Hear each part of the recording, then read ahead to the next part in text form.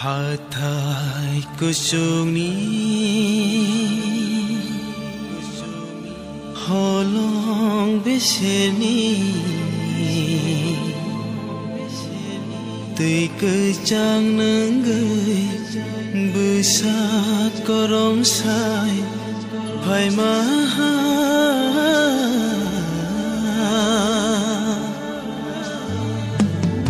ubui kai toni ele bakar bo kapang no korum sai rewo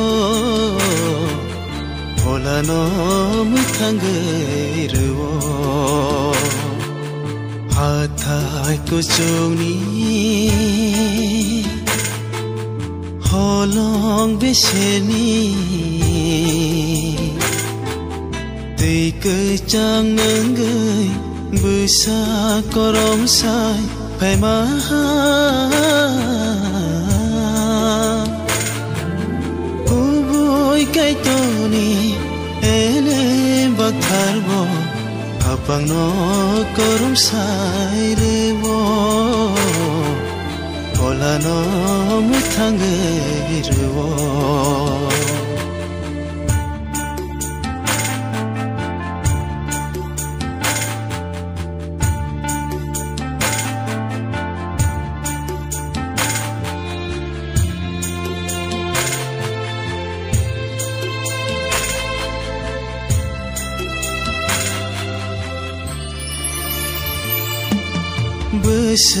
Besengkalogai nasingi tongkol sini subaji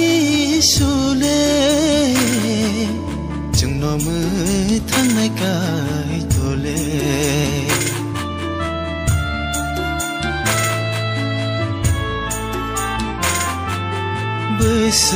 Besengkalogai nasingi tongkol sini subaji sule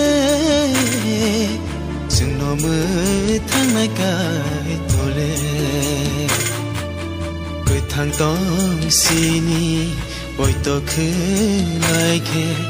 phairong nai chin kai tole gothang nai subaji sule hathai kusungni holong beseni tui kejang nenggai besar korong sai pai maha ubui kai toni ele bakar bo apang no korum sai rewo hola no mutangai rewo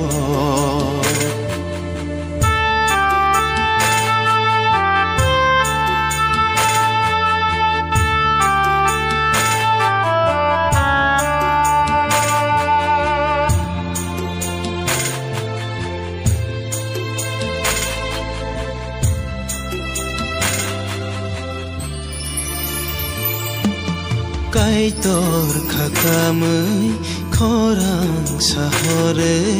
tabuk boring horai tongkho nono phiyong na hanai bole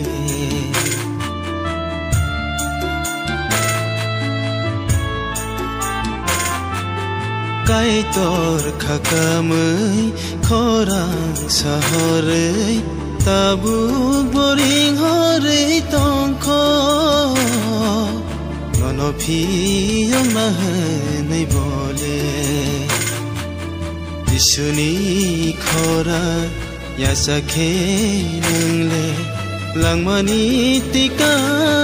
maponga subraile nono bamsana hathai kusungni holong beseni tui kejang nenggai besar korom sai pai maha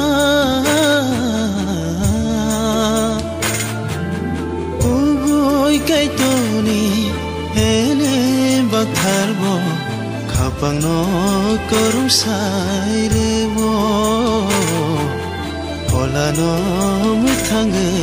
rewo hola no muthange rewo hola no muthange rewo